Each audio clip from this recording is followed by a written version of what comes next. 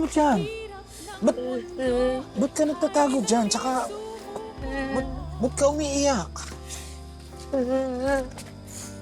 Ginawa po ako mali.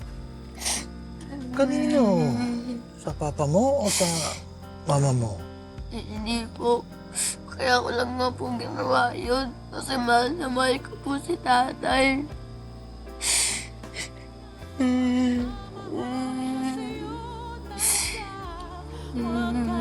Magbabago, harapin ang mundo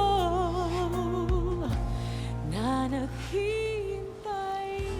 Mrs., pwede po ba kayong makausap? Opo, Dok.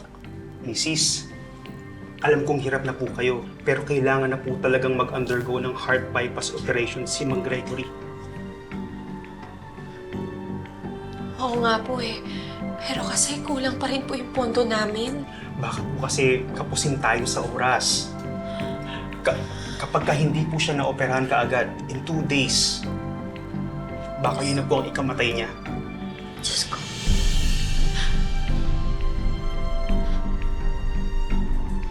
Nay, paano pag hindi nagawa ng paraan ni na kuya at ate ngayon? Ano na po si tatay?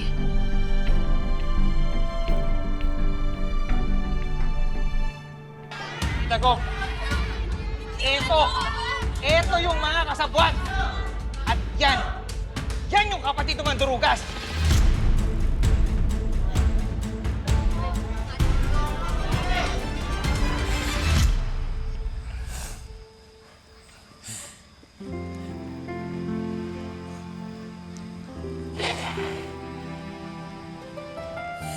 Sorry po, alam ako na lang po. Hindi na. Okay na yan. Sa'yo na yan. Anong pangalan mo? Rambo po. Rambo. Rambo, tandaan mo ha. Lahat ng tao nagkakamali.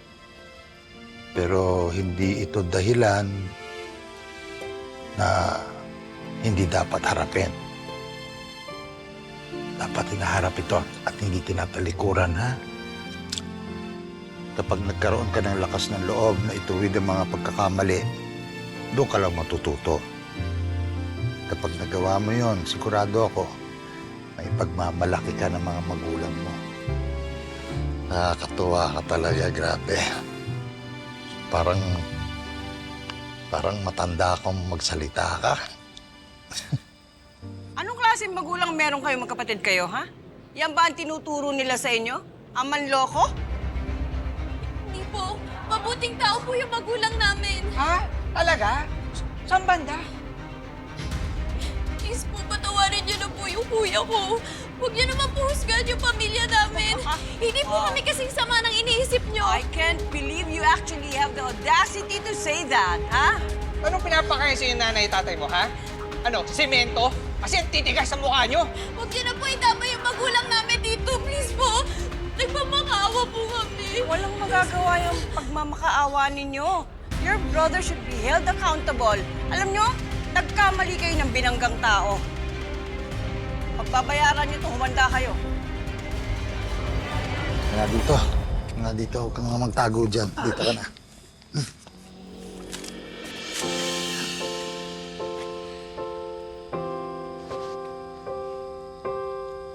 Salamat po talaga na nakausap ko po kayong Mayor Malaki. Kilala mo ako? Opo. Alam ko pong marami po kayong nagawang mabuti sa bayan ng Corazon. Paano mo naman nalaman lahat yan? Bata man o matanda, alam po ng lahat na kayo po ang naging pinakamagaling na mayor po. Pero wala na ako sa pwesto, iho. Pero tumutulong pa rin po kayo hanggang ngayon. Kaya nga po, hanga po nga ako sa inyo. Alam mo, naaalala kong panganay kong anak sa'yo, si Maria. Intelligent, smart, charming. Hayaan mo silang ika'y kakaiba. May Kahawig kayo nung bata pa siya. kalaan sa'yo. Balang araw ay Teka, saan nga pala mga magulang mo? Saka, sa pagaling yan? Sa auditorium lang po. Babalik na po ako doon. Baka naghihintay po ang kapatid ko. O sige, papahatid na kita. Hindi, wag na po. Kaya ko na po. Tsaka malapit naman po yung auditorium po dito. Sigurado ka, ha? Opo. Ingat ka. Saka, sana maayos na yan kung ano man yung kinasasangkutan mong problema. Sana nga po, Mayor Malaki. Salamat po. Mauna na po ako. Sige. basta't Sige na, dalhin nyo na yan para malaman natin kung anong kaso pwedeng isampa sa kanila. Ayan, opo, kaya na. Sige. Uy! Ako nagkamali. Ako parusahan niyo, wag sila.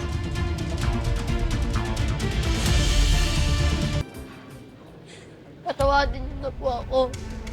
Kailangan lang po talaga namin ng pera para po sa operasyon po ng tatay po namin. Surihin mo yung mukha mo. Kung ano parusa naman po naghihintay po sa akin, tatanggapin ko po. Sorry na po talaga. Tama na ho! Tama na ho!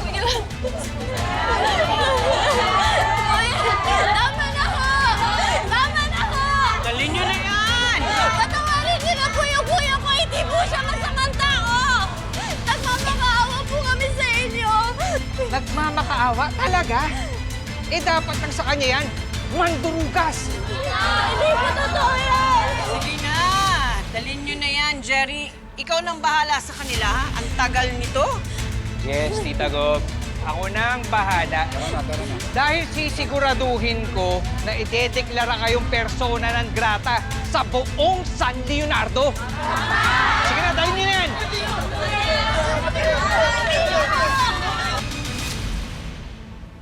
Nay, hinto na lang po ako ng pag-aaral. Hanap na lang po ako ng trabaho para matulungan ko po kayo ni na Kuya Rambo at Ate Rain sa paghanap ng pera. Hindi, anak. Walang titigil sa inyo. Sa inyo ni Ate Rain sa pag-aaral. Kung gising ang tatay niyo, hindi yung papayag.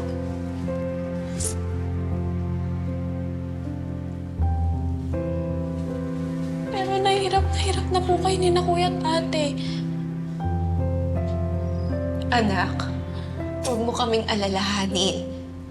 Kami na ng mga kapatid mo ang didiskarte sa pambayad sa operasyon ng tatay mo. Kailalakad ako bukas at ikaw na muna magbantay kay tatay.